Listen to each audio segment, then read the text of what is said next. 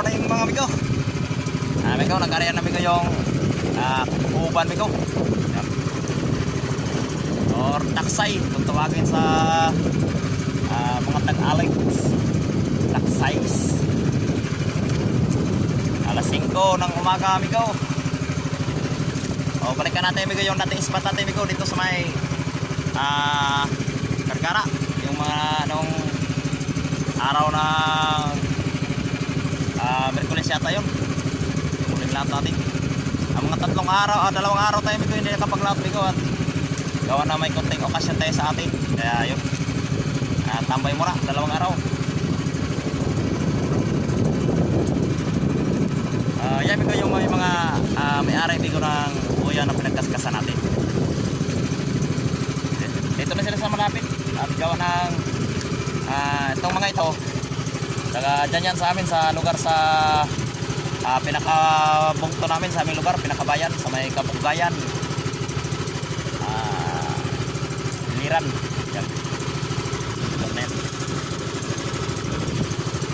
So yung pinagkaskasan natin amigo, taga doon naman yun yung may-ari nun, taga doon sa may Kapuukan yan, yung malaking bundok na yan, tanaw natin. So nasa boundary tayo amigo na kaisda nung huling laot natin sa boundary dito sa boundary doon. Ayun. So sana ngayon andyan pa yung isda at sana naman ay hindi pa nadali ng may-ari, hindi pa na-areahan at para yun may babalikan na naman tayo ngayon. Pero kung na-areahan maghahanap naman tayo ng ibang buya na mayroong daraw. So maganda yung buyo na yun, yung huling pinagkaskasan natin at maraming daraw yun.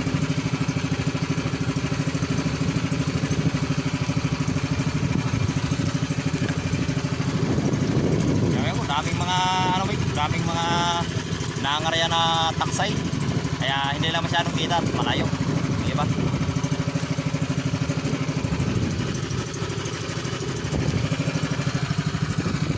Siya pala, magandang umaga ka pala sa ating mga subscribers at sa mga viewers natin at sa mga silent viewers. Magandang umaga po sa inyo lahat. Maraming salamat po sa nag-subscribe at nadagdagan na po yung ating subscribers at sa mga solid subscribers natin yan. Maraming salamat po sa inyo lahat.